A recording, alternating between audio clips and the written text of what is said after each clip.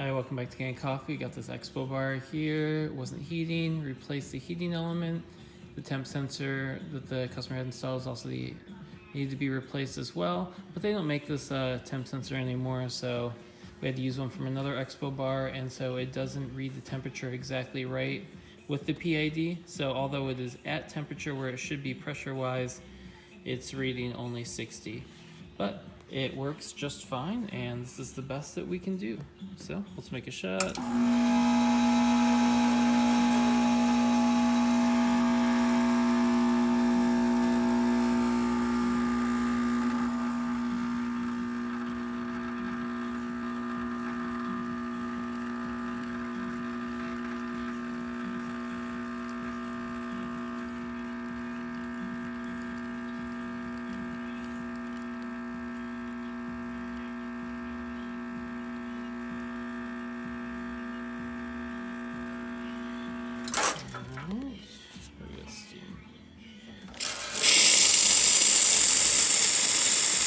There you go, Expobar working once again. Thanks for tuning in to Kanen Coffee. Please like our videos. If you like our videos, please subscribe to our channel.